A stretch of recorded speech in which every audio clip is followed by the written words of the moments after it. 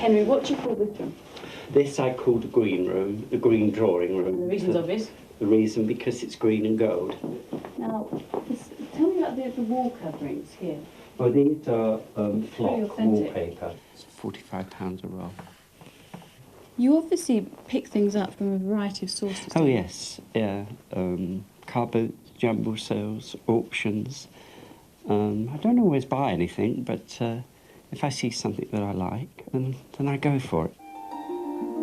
Henry used to work as a costume designer in film and theatre, and around the flat there's evidence of his professional life. Henry, what's the story behind this room? Well, this I call the Tudor room because it's panelled. The panelling came from Pinewood Film Studios. I thought it would look good in here, and I even did the pipes so that I didn't want them boxed in because I thought they'd be too noticeable. That is the bathroom, or the loo, whichever It's you like. wonderful, I've got to say. I mean, I have to say, it's incredibly camp, isn't it? It's Of really course. over the top. The trouble was that I ran out of spaces to put things, so they had to go in there, unfortunately. Henry Green's stately style may not be to everybody's taste, but he doesn't care what anyone else thinks. He's done it just for himself.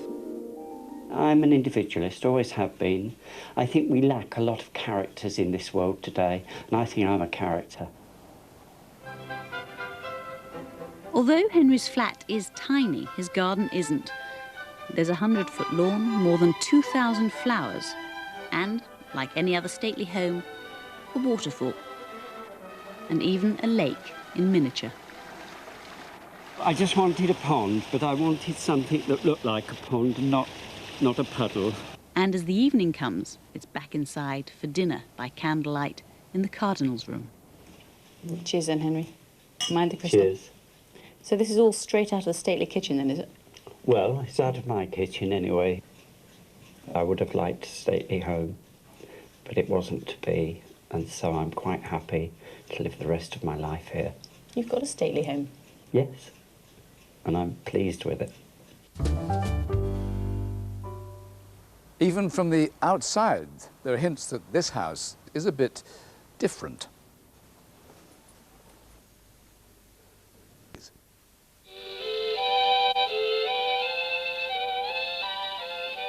These houses were built in 1937 when they cost £750 each.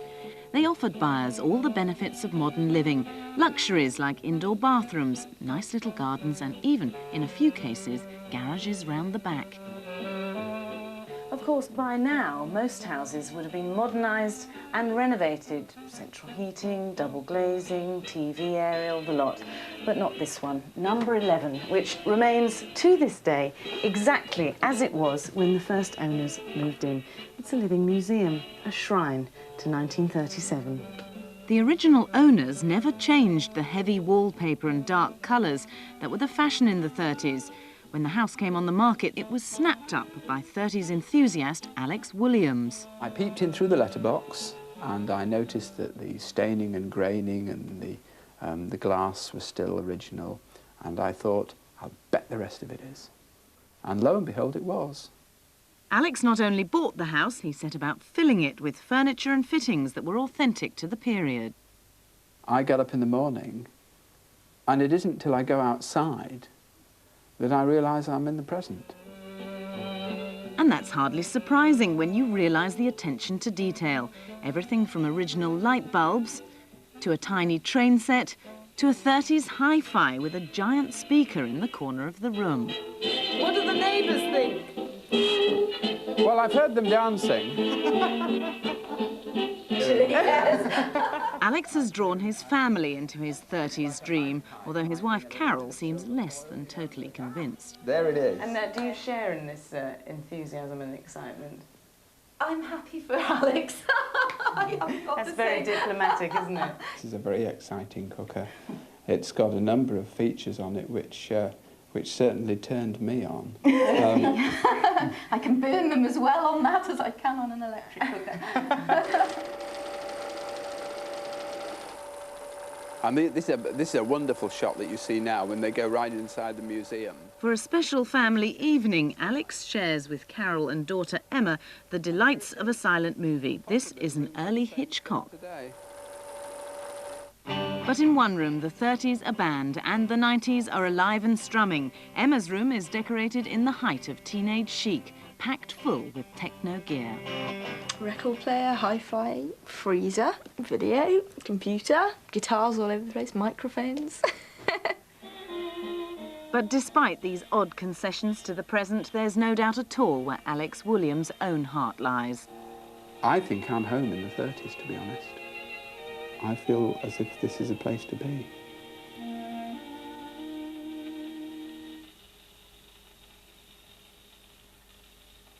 If pre-war houses are not your idea of where you like to hang your baseball cap, then it's just a case of pick your period. Here's a whistle-stop tour of 3 decades.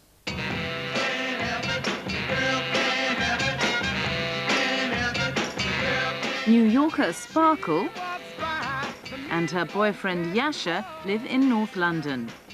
Inside her flat, she's created a shrine to fabulous 50s fashion and decor. And of course, her favourite room is the boudoir. If the room is supposed to be sensuous, it's more sensuous. So it's more pink, more hearts, more satin, more velvet, more of everything. She's not just queen of the boudoir. Her 50s passion extends to the kitchen sink. I like to wear black vinyl gloves with red plastic flowers on them and scrub out the glasses with a palm tree scrub brush. If she smiles, beefsteaks become well done. If she makes Grandpa feel like he's 21. The girl can't help it, she was born to please. Sheepdog, standing in the rain. Husband and wife team Mike and Nikki are still swinging in the 60s. Some kind of happiness is measured out. They've transformed every room of their South London council flat with period furniture and bold design. Even the loo's got the 60s look and is a firm favourite with guests. The first time they use the toilet, we don't expect to see them for about another 20 minutes, half an hour. They always come out of the loo and it's kind of, wow, wow, you know, I didn't know where to look first. I think it's wonderful stuff and I don't apologise for it at all, no.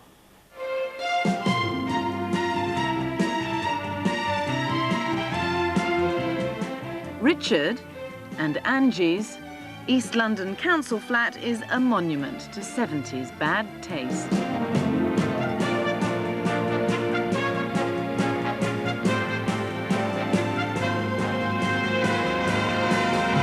It's about 1982. I've never been fashionable. So I thought, well, I couldn't find anything new that I liked, so I thought I'd go backward and start again. Centrepiece of the living room is a tan-coloured imitation leather settee. Then there's the day-glow lights and olive and chocolate stripy wallpaper. And in pride of place, on top of the TV, an egg-shaped chrome clock. It means colour, excess, bad design. What more can you say? What more do you want out of a decade? Back in the 1990s, the minimal bathroom has a unique feature. You can splash around as much as you like. The water simply drains away through the...